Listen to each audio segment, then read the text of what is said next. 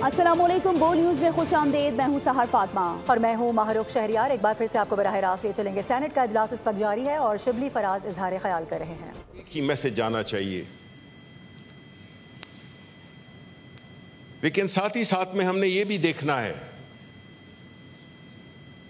कि हमारा मुल्क पाकिस्तान इस वक्त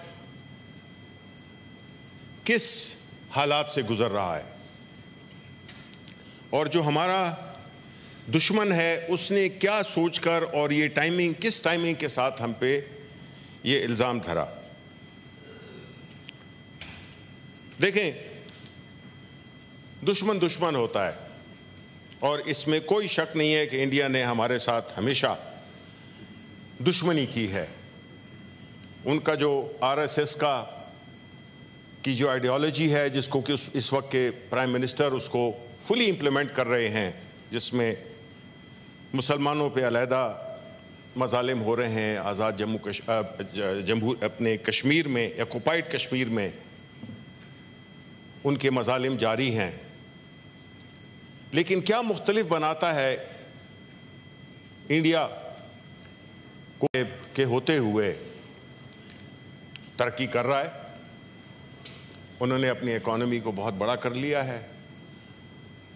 internationally they matter, whereas unfortunately we don't matter. Why? क्यों? उसकी जो बुनियादी वजह है वो ये है कि डेमोक्रेसी क्या होती है। डेमोक्रेसी उस मुल्क के अवाम की मुंतखब करदा नुमाइंदे उस मुल्क के बारे में फैसले करते हैं। इंडिया में और उसके लिए साफ और शफाफ इंतखाबात का होना इंतहाई ज़रूरी है। हमने कभी नहीं सुना कि वहाँ पे इलेक्शंस में कोई कंट्रोवर्सी हुई हो कि जी ये फ्री एंड फेयर नहीं हुआ, जबकि हमारे यहाँ हर इलेक्शन कहते हैं 1970 का जो इलेक्शन था 71 का वो निस्बतन फ्री एंड फेयर था। लेकिन हमारे मुल्क में हर इलेक्शन मुतनाज़ा रहा है और उसकी इंतहा हमने 2024 को देखी। और उस इलेक्शन को पाकिस्तान की तारीख, पाकिस्तान इस वक्त जिन हालात से गुजर रहा है वो सबके सामने है। इसको पसे पुश नहीं डाला जा सकता। दुश्मन दुश्मन होता है। भारत ने हमेशा दुश्मनी दिखाई है। ये वक्त आ गया है कि हम सबको मिलकर आगे बढ़ना होगा।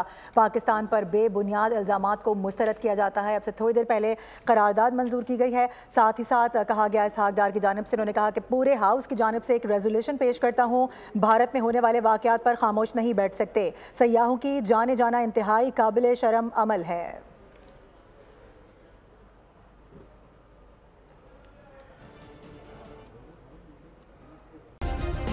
सब्सक्राइब करें और बेल दबाएं ताकि कोई खबर रह न जाए।